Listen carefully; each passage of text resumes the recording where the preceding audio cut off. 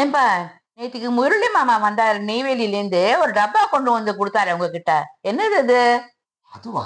ஆ, அதுல அவங்க வீட்டுல பண்ண ஸ்பெஷல் கைமுறுக்கு எனக்கு பிடிக்குமேன்னு கொண்டு வந்து கொடுத்துட்டு போனாரு. சூப்பரா இருக்குமே. எங்க வச்சிருக்கல இந்த டப்பாவை? காலையில தேடி தேடி பார்த்துட்டு இருக்கேன், என் கண்ணுல படவே இல்லையே.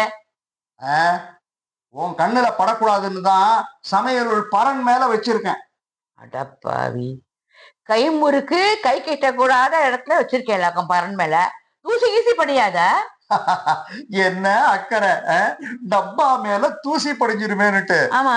எனக்கு தெரியும் உனக்கு அந்த டப்பாவில இல்ல இல்ல அந்த டப்பாவில இருக்கிற முறுக்கு மேல ஒரு கண்ணு, அதுக்காக தானே கேக்குற.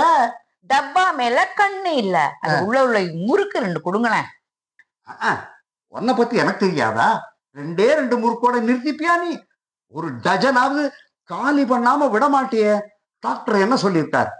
ஆயில் ஐட்டம்லாம் சேர்க்கக்கூடாதுன்னு சொல்லியிருக்காருல. அப்புறம் முறுக்க தின்னுட்டு ராத்திரி பூரா நெஞ்ச கறிக்கிறதுன்னு என்கிட்ட வந்து நிப்ப. சரி, ரெண்டு முழு முறுக்கு தான் கொடுக்க வேணாம். டப்பா குழாய் தானே உடஞ்சு துளுந்து முட்டையமா கிடக்க மாதிரி ரெண்டு ரெண்டு கொடுங்களேன்.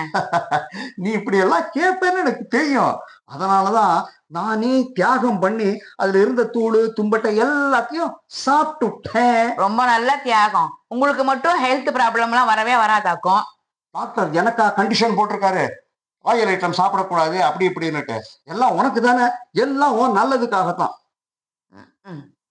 சரி, சூடா ஒரு கப் காஃபியா போட்டு கொடுங்க. சர்க்கரை 2 ஸ்பூன் தூக்கலாம். 2 ஸ்பூன் சர்க்கரையா? ஏன், டயபெட்டிஸ் அதுக்கு வேற அவதிப்படணுமா? அதெல்லாம் கிடையாது. வேணா பிளாக் காஃபி போட்டு கொண்டு வர, வெயிட் பண்ணு. பிளாக் காஃபியா?